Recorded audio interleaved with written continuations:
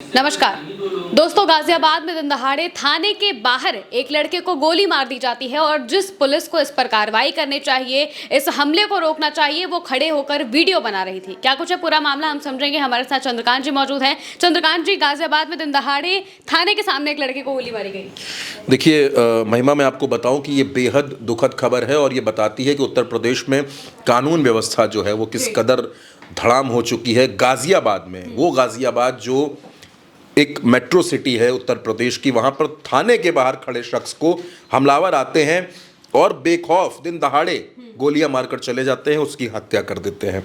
इसमें हुआ क्या है, दरअसल मैं आपको बता देता हूँ कि थाने के बाहर रवि शर्मा नाम के शख्स खड़े थे। रवि शर्मा अपने पिता और अपने भाई के साथ थाने पहुंचे थे। मामला दरअसल ये है कि मुरादनगर थाना क्षेत्र में जो रवि शर्मा है, इनका गांव पड़ता है और इनका गांव है मिल्क रावली गांव के ये रहने वाले हैं। हुआ ये था कि इनके पिताजी जो हैं पंडित श्रीपाल शर्मा, वो चलाते हैं बीज भंडार की दुकान। रात में 10 बजे के करीब इनके घर पर जो भतीजी आई हुई थी वो वापस जा रही थी, तो उसको ये सड़क तक थोड़ा सा आगे जा रहे थे, रास्ते में इनको ऑटो मिल गया, तो ऑटो में इन्होंने बिठा दिया।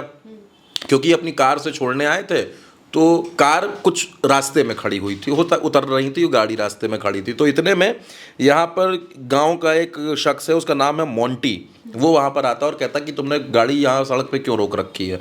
तो इन लोगों को कुछ मुहाचाई होती, कुछ बहस होती है, सब लोग वहाँ से चले जाते हैं। उसके बाद मोंटी अपने कुछ साथियों के साथ 1-1.5 घंटे बाद आता है और इनके गेट पर फायरिंग करता है, इनके गेट पर गोलियां चलाता है और चला जाता है। ये लोग 112 पर कॉल करते हैं, पुलिस आती है तो पुलिस कहती है कि आप थाने में तहरीर दीजिए। अगले दिन जो श्रीपाल शर्मा है, ये अपने बेटे रवि शर्मा और बड़े बेटे के साथ जाते हैं थाने। तो ये थाने के अंदर जाते हैं, श्रीपाल शर्मा अपने बड़े बेटे के साथ, और जो छोटा बेटा है और एक पड़ोसी इनके साथ अंदर जाता है। छोटा बेटा रवि जो है, जिसकी हत्या की गई, वो बाहर खड़ा रहता है। और ये लोग जैसे ही थाने के अंदर घुसते हैं, मोंटी अपने कुछ साथियों के साथ आता है और ताबड़तोड़ फायरिंग शुरू कर देता है।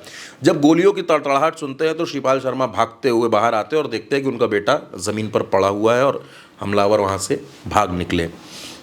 अब वहाँ पर जो पड़ोसी इनके साथ गए थे और जो तमाम लोग थे, उनका ये कहना था कि पुलिस ने वहाँ पर खड़ी थी, लेकिन पुलिस ने इस मामले में कोई एक्शन नहीं लिया, कोई कार्रवाई नहीं की। वहाँ पे जो लोग मौजूद थे वो वीडियो बनाते रहे। अब इसमें हुआ क्या कि ये घटना जब बड़ी हुई, जब इसमें हंगामा मचा, तो इसमें कार्रवाई की गई।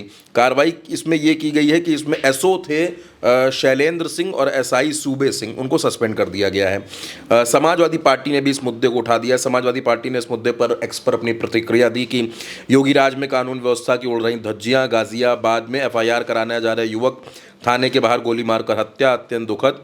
बदमाश थानों के बाहर गोलियां बरसा रहे हैं और ठोक दो सरकार मौन है, ये एक बात भी इसमें निकल कर सामने आ रही है। तो जाहिर सी बात है कि देखिए, गाजियाबाद जैसे इलाके में इस तरीके की घटना होना, इस तरीके की हत्या हो जाना, ये अपने आप में एक बड़ा सवाल खड़ा करती है। और दूसरी बात यह है कि एक मामूली सा विवाद था, गाड़ी खड़ी करने का एक मामूली सा विवाद था, उसमें पहले उन लोगों ने, यानी जो आरोपी है, उन्होंने लगातार इस परिवार को परेशान किया। पहले रात में घर पर आकर के हवाई फायरिंग झोंकी, गेट पर गोलियां चलाई, फिर अगले दिन उनके बेटे को मार दिया।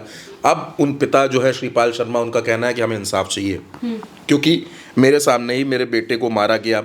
रवि शर्मा के जो बड़े भाई हैं, उनका ये कहना है कि हम अपने भाई को बचा नहीं पाए, क्योंकि जब गोलियां चल रही थी तो हम अपनी जान बचा रहे थे। मतलब आप समझ सकते हैं कि उस वक्त का मंजर क्या रहा होगा। और गाज़ियाबाद में ऐसी घटना का होना बहुत से सवाल खड़े करता है। गाज़ियाबाद में जो घटना हुई है, इसके बाद से जो पीड़ित परिवार है वो बहुत डरा हुआ है, वो बहुत, क्योंकि जाहिर सी बात है, जिसके घर पर पहले गोली चले, अगले दिन उनका बेटा मार दिया जाए। और ये बड़ी दुखद बात है कि रवि शर्मा 2 बच्चों के पिता थे, उनकी अभी 5 से 6 साल पहले शादी हुई थी, यानी एक परिवार पूरा उजड़ गया है। तो अब वो परिवार इसमें इंसाफ चाहता है, उनको इस परिवार को कार्रवाई चाहिए, और साथ ही साथ वो परिवार अपने लिए सुरक्षा की भी गुहार लगा रहा है, क्योंकि डरा हुआ है। समाजवादी पार्टी ने भी इस मुद्दे को उठाया, लेकिन आखिर में मैं आपसे सिर्फ इतना ही कहूँगा कि इस तरीके की घटनाएं कहीं ना कहीं सवाल ये ज़रूर खड़ी करती हैं कि क्या पुलिसिंग में कहीं कोई दिक्कत है, क्या पुलिस पेट्रोलिंग जिस तरीके से होनी चाहिए।